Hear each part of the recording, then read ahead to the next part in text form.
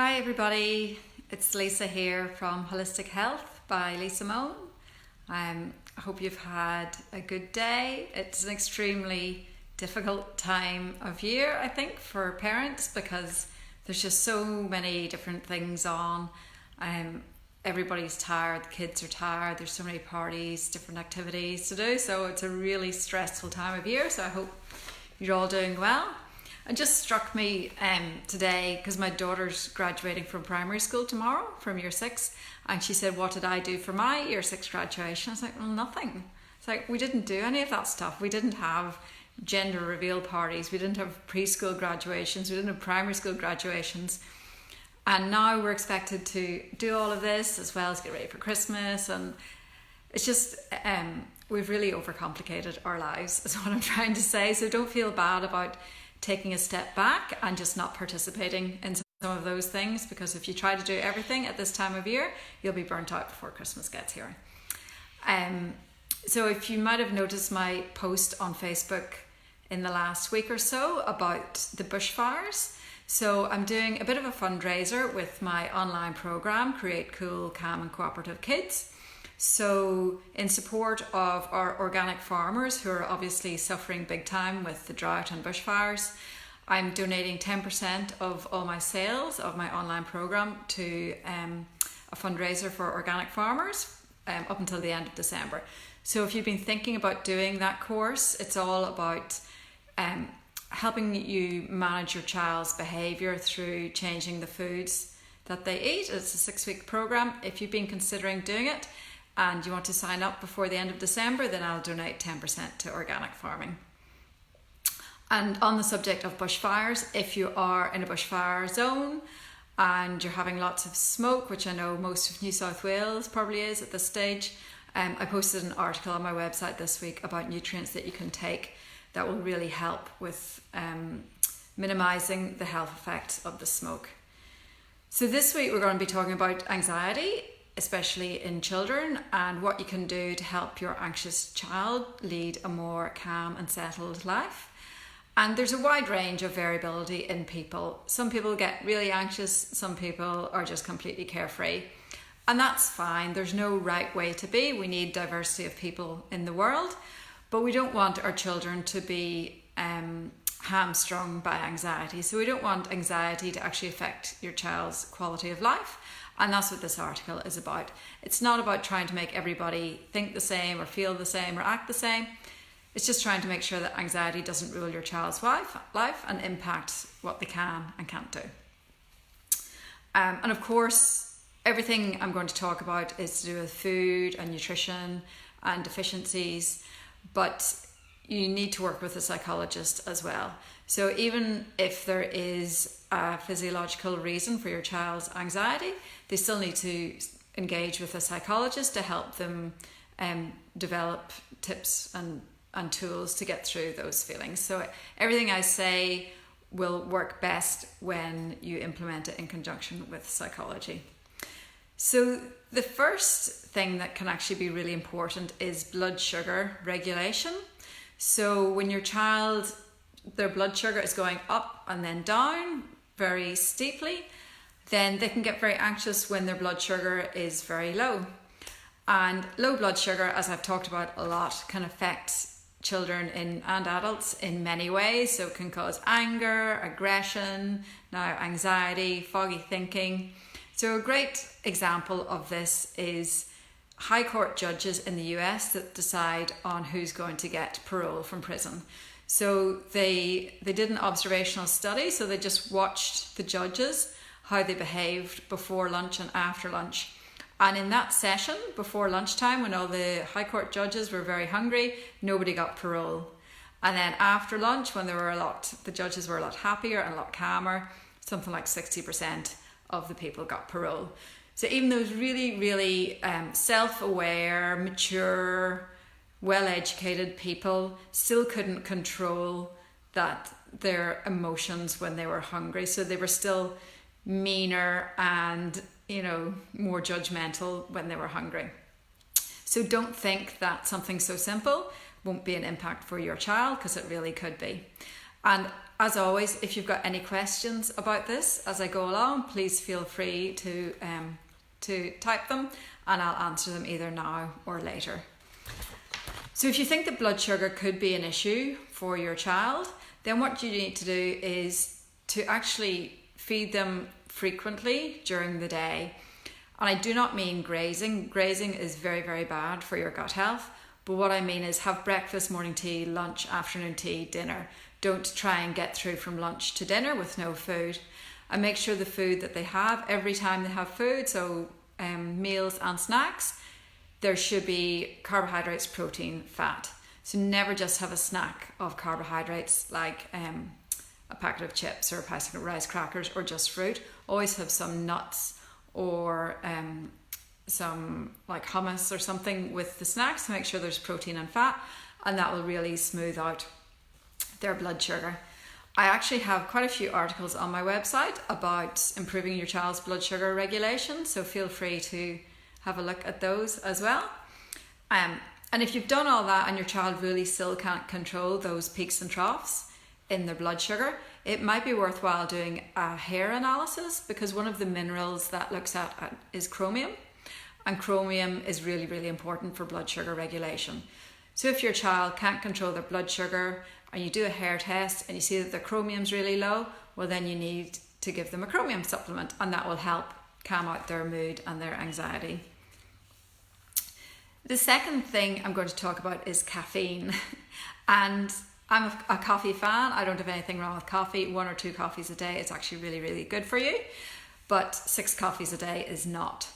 And your child's obviously not having 6 coffees a day, but are they having Coke? Are they having other caffeinated drinks? Like if they're a bit older, maybe they're having some energy drinks like Red Bull. Or if they're younger, maybe they're having a lot of chocolate. So in a small person, even small quantities of caffeine are going to have big effects. And you might say, well, it's obviously not that because I've got 2 kids, they both drink Coke, only one of them's got anxiety. But everybody's different, and genetics play a huge role in how you process caffeine. Some people are fast metabolizers of caffeine, some people are slow. So you can't say just because in 2 people one doesn't have anxiety that it's not the Coke. It could well be the Coke and the caffeine. So kids shouldn't really have any caffeine. I mean, obviously kids are going to have a little bit of chocolate now and again, but certainly not on a daily basis because it affects their sleep and everything. And I mean, there's people that can have a coffee at 11:30 at night and still get to sleep, and people who can't have it past 9 a.m. So a lot of individuality, but it's a pretty easy thing to cut out. So if your child has anxiety, cut out the caffeine, the chocolate, the energy drinks and the Coke. So the next thing to talk about is histamine. And most people have heard about histamine because we've all heard of antihistamines. So if a child has got a lot of histamine in their body, they can have anxiety as a result, but they might also have itchy eyes or sniffly nose or hives, things like that. So if they have the anxiety with those other physical symptoms, then maybe they're too high in histamine. So you can try a low histamine diet, which just cuts out some of the very high histamine foods, and then you can take other nutrients that are going to help your body get rid of the histamine, like vitamin C is a really easy one to do. And maybe your child's reacting to something like dust mites, and that's why they're having the histamine. So then you can do various things in your house to make sure that there's not too many dust mites in your home. So Vegemite is a national treasure, and I hate to always be bagging on Vegemite, but it's really high in something called glutamate. So again, is your child a Vegemite lover? Do they have Vegemite for breakfast, lunch and dinner? And if they do, maybe that's too much glutamate in their diet. It's also in things like, Parmesan cheese has natural glutamate. Chinese takeaway has a lot of glutamate. If you've moved to Diet Coke instead of Coke to get away from the sugar, that's also a lot of glutamate. So you could try to reduce all those foods and see if that helps the anxiety. So cut out the Chinese takeaways, the soy sauce, the Parmesan cheese, the Vegemite. Cut out all those things and see if it helps. It's worth a shot. Again, it's pretty easy to do. Now, fish is really good for us generally, as long as it's not a farmed fish. If it's wild caught sort of fresh fish, it's really high in essential fatty acids, which is crucial for brain health, especially in developing brains. They really need all the essential fatty acids from fish to help their brains develop. And if your child doesn't like fish, or maybe you're a vegetarian so you don't have fish in the house, or for some other reason you don't know how to cook fish, your child might not be getting enough essential fatty acids. So then if you can't incorporate it into your diet naturally, then you might need to take a supplement. If you're a vegetarian, then you're not going to want to take a fish oil supplement either, so then you'll have to look at plant sources of essential fatty acids, which are not as good for brain health because the conversion to DHA, which is what you need for your brain, is very bad from plant sources. So ideally, if your child has anxiety, try a high quality fish oil and see if that helps, because it helps their brains. If the child has dandruff or dry skin, especially on their upper arms as well, you might think that essential fatty acids are an issue for them. Now, I love my neurotransmitters, and I talk about them a lot because they're very important for mood and behavior.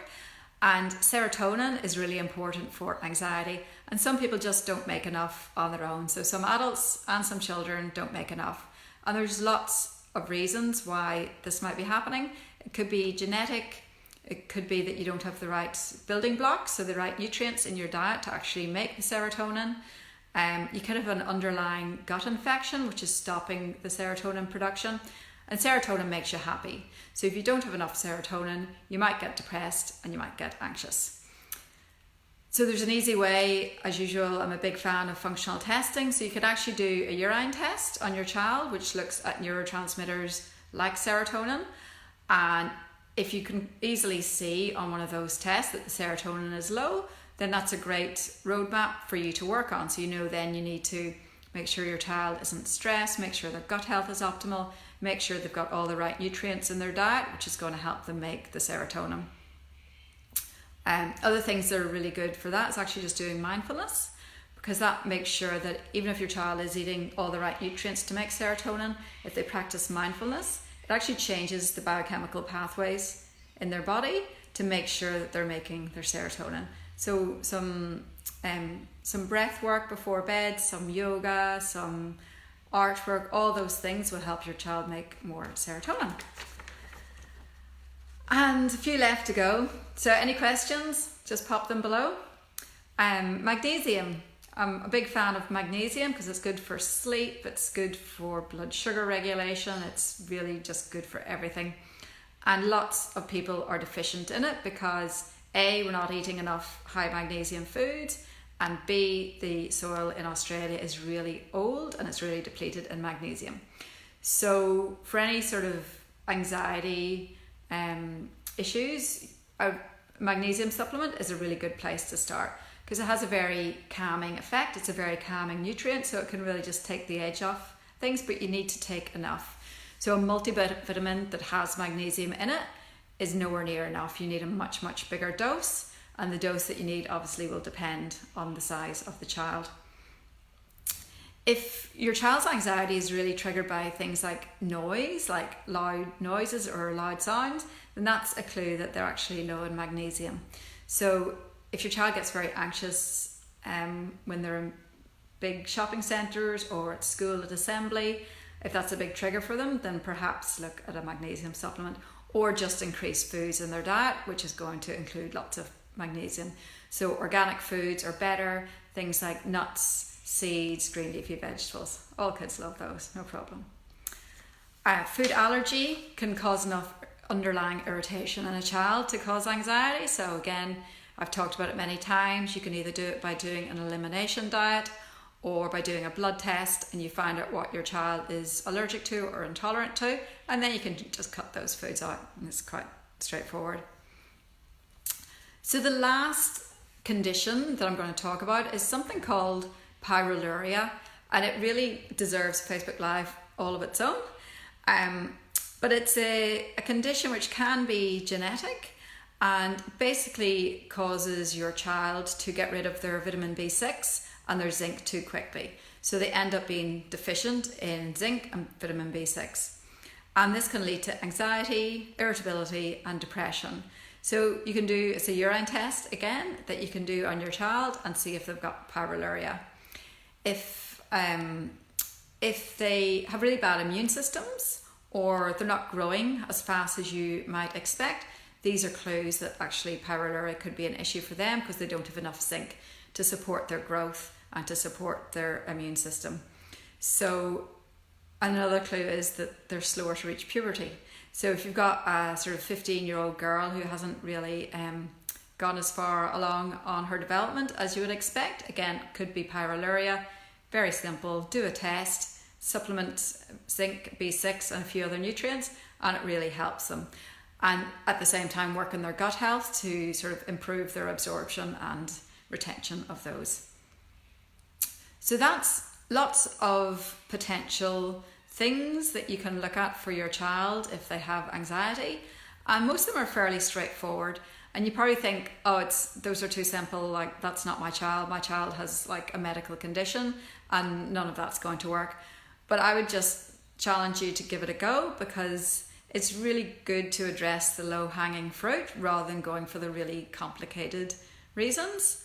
And all of these things, if you do decide to give a magnesium supplement but your child is seeing a psychologist, keep doing both at the same time. So keep seeing the psychologist and take the magnesium and see if that gets you greater results.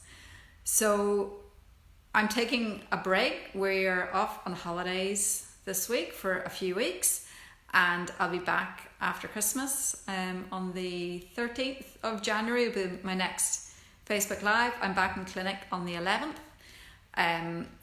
So I'll have a whole new schedule of Facebook Lives for next year.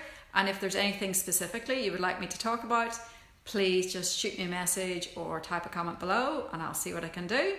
Otherwise, have a lovely Christmas. Remember, you've got until the end of the month to sign up to my online program, Create Cool, Calm and Cooperative Kids, and I'll donate 10% to the organic farmers. So you've got two options when you do that. One is purely the online course, which is a 6-week program with videos and handouts and worksheets and heaps of recipes and everything to do. Or you can also go for some functional testing and some consultations along with the online program, which obviously is more expensive, but there's a payment plan over 5 months. So have a look at those options. They're on the front page of my website, Holistic Health by Lisa Moan, and I look forward to seeing you in the new year. Thank you.